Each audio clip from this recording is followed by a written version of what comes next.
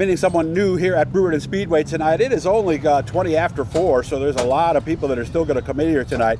I'm trying to get some stuff that I was going to air on Friday, but a lot of this I wanted to save with people that I haven't met before, like Tyler Ferguson. He is a rookie in sprint car competition, started racing when he was very young, and he has about 6 sprint car races under his belt. His best run so far this year was Brighton, where he finished in 13th. Tyler, how are you? Good, how are you? Doing very well. That's not his car behind him, by the way. He is in the 81. They're still unloading that. So if that comes out by the time we're done with our interview, I'll make sure I show you that. So how have we been doing so far in sprints? Not bad. I've been learning lots, just trying to keep the car under me and pick up as much as I can every race. So yeah, it's been going good. All right. What's the biggest difference? The first thing I think of course, when I talk to people from other forms of racing is the car is leaning the wrong way, isn't it? Yeah, leaning the wrong way and different entry speeds into the corner. A little bit different spot you got to start turning into the corner compared to a sportsman. So taking a little bit getting used to, but yeah. Well, what did you do before sprints? I ran sportsman for about 7 years. Okay. And then I took about a 5-year break before starting this year in the sprint cars. And prior to that, I ran go-karts for quite a while, dirt oval go-karts. Okay. How did we do in sportsman, and where did we do that? I mostly ran Brockville and Cornwall, and we did all right in Brockville especially. Yeah. Did you win races? No. Never. Top 5, top 3s, but Never won one. Close? Close. Close. Okay. Yeah. So why did you decide to do this?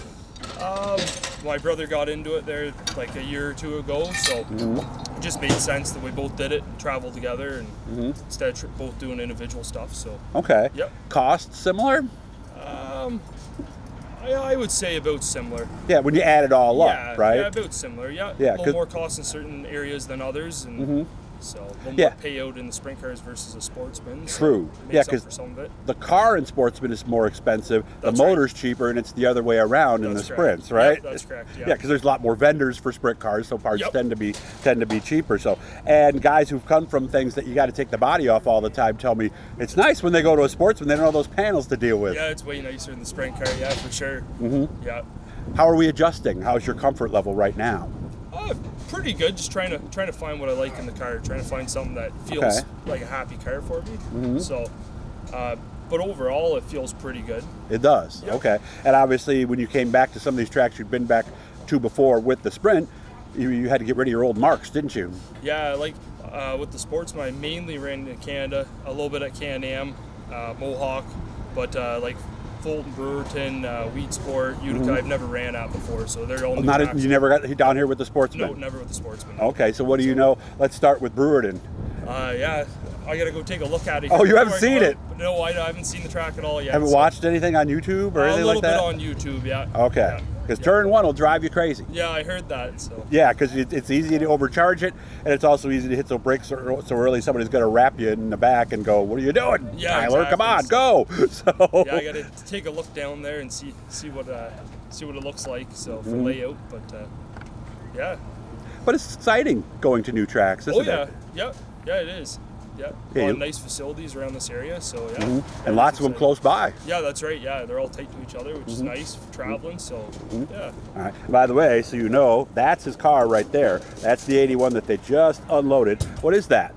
That's a 2016 Triple X. Okay. With a Paul Peconin performance motor in it. Nice. Yep. Nice. Paul's very big up there in Canada. So yeah.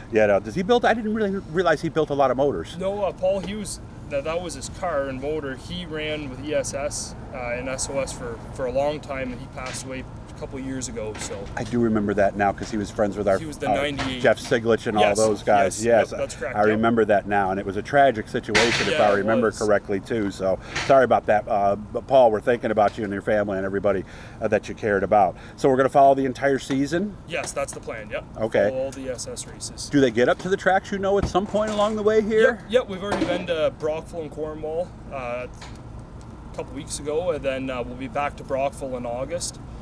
And other than that, most of the races are down in this area, Fulton, Brewerton, Utica. So very nice. Yeah. I wish you all the best. I hope you have fun. Yeah, and we'll be keeping in touch with Tyler over the course of the season. And we aired this on the Facebook page, so some of you guys who are new, this is what we do. So subscribe, turn on notifications if you want to get to know about the racers, see what they look like on track, and find out how it went afterwards. This is the channel you want to follow.